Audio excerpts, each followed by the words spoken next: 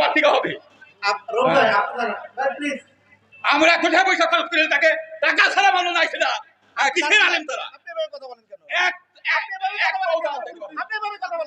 ওইভাবে বলতে হবে সকালবেলা টাকা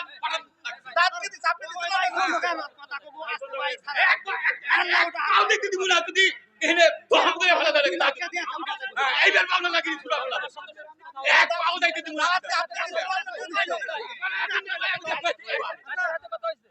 কম দেওয়া যায় আমি দেখুন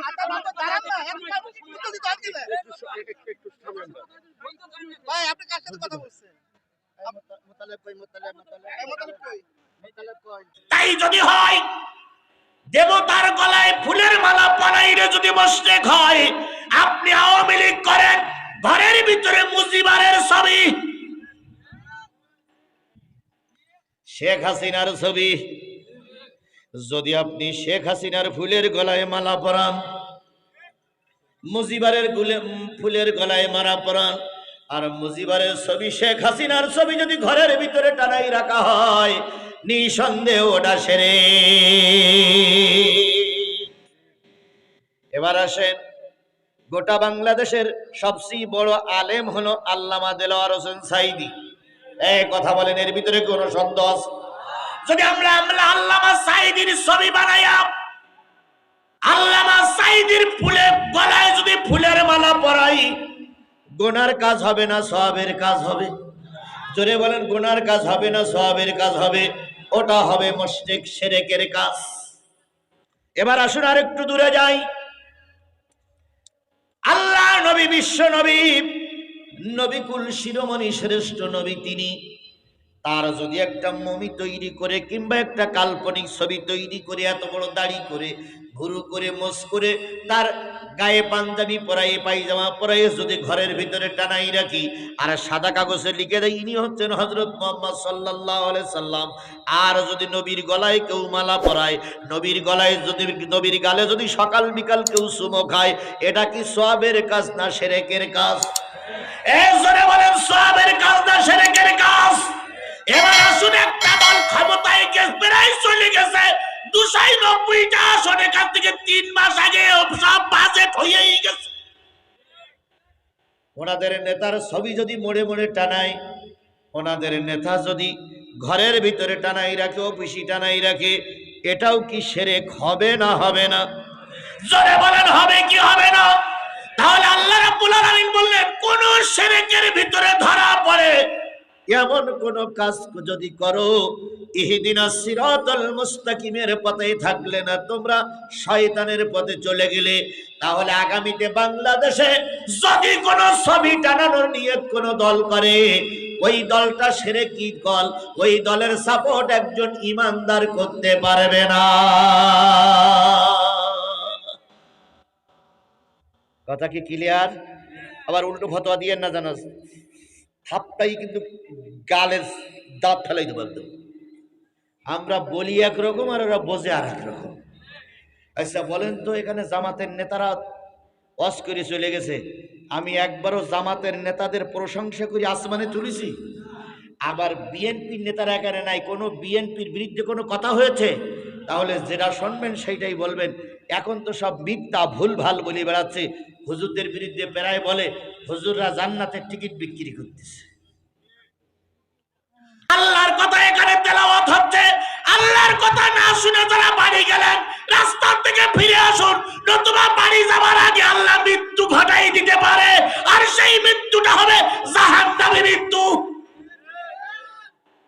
দয়া করে রাস্তা থেকে ফিরে আসুন।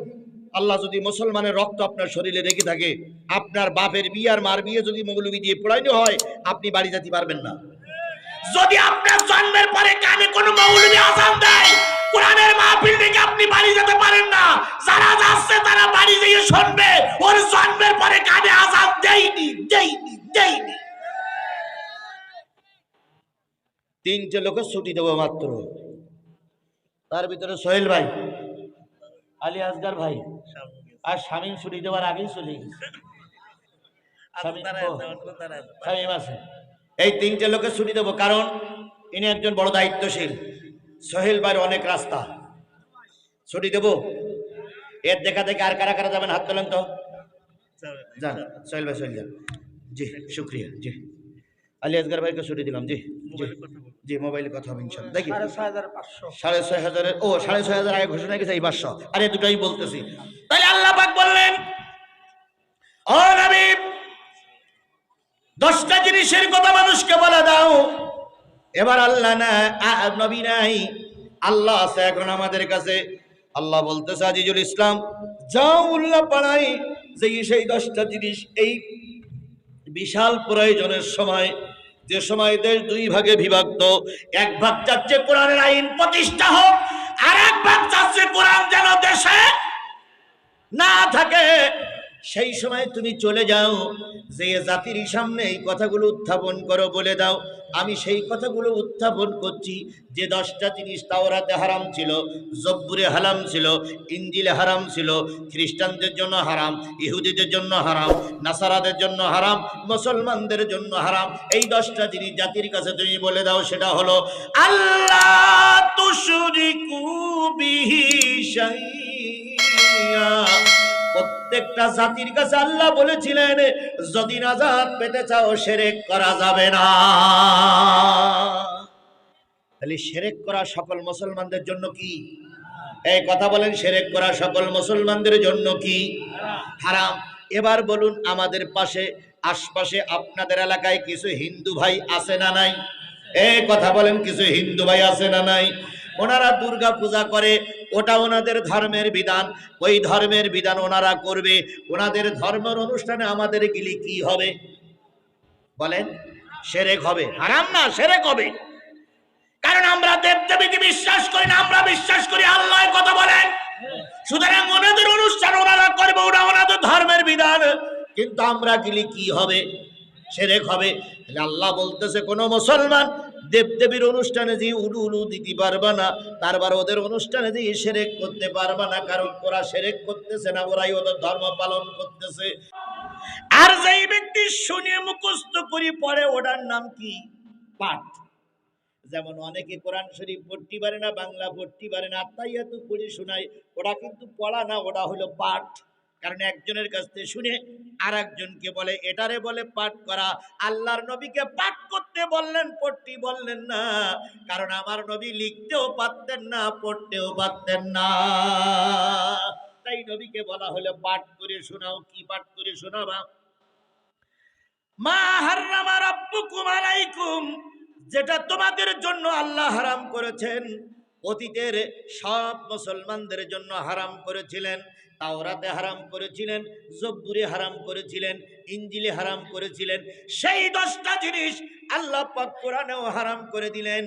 এইগুলো তোমরা মানুষের কাছে, ওগো নবী, এইগুলো সাহাবীদের কাছে পড়ে পড়ে শোনাও। তার মানে এখন নবী নাই।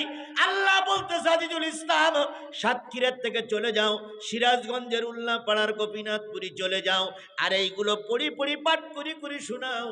যেটা তাওরাতে হারাম ছিল, জব্বুরে হারাম ছিল, ইনজিলে হারাম ছিল, বর্তমান কোরআনেও আল্লাহ হারাম করে দিলেন। এই 10টা জিনিস তুমি উল্লাপাড়ার মুসলমানদেরকে শুনাইয়া দাও। তাহলে আমি পাঠ করতেছি না, আমার কথা নয়, স্বয়ং কার কথা? মুসলিমিন من قبل وفي هذا ليكون الرسول شهيدا عليكم وتكونوا شهداء على الناس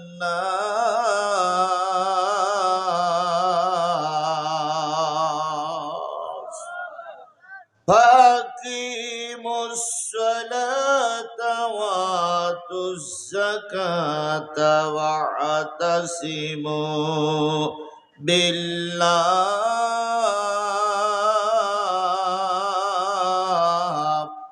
هو مولاكم فنعم المولى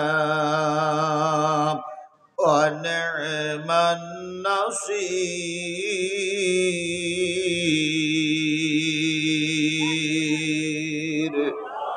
صدق الله المولانا العظيم قال النبي صلى الله عليه وسلم أفجل الجهاد كلمة الحق عند سلطان جائر أو كما قال رسول الله صلى الله عليه وسلم إن الله وملائكته يصلون على النبي يا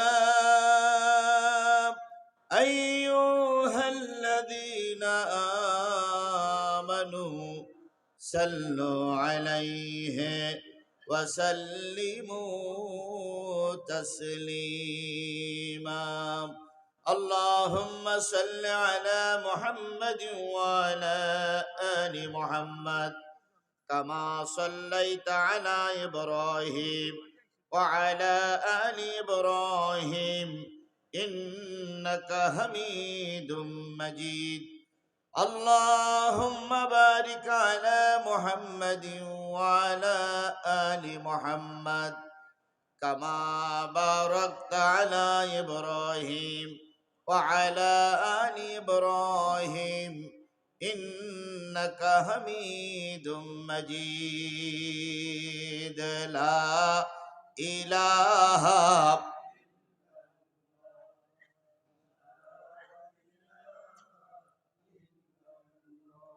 لا إله لا إله إلا الله محمد رسول الله لا إله لا إله لا إله إلا الله محمد মা আমেনার কোলে একটি ছেলে জন্ম নিল আধার এলে বেলে মা আমেনার কোলে একটি ছেলে জন্ম নিল আধার এলে বেলে উঠল বাঁকা চাঁদ চাঁদ মামাটা চাইল ছেলের একটু আশীর্বাদ গাইল গজল ভোমরাওলি ধরল কোকিল সুর সুরের তোড়ে পাষাণ হৃদয় হলো যে ভাঙসুর বইল বাতাস শান্ত হয়ে লু হাওয়া যায় থেমে অত্যাচারীর বুকে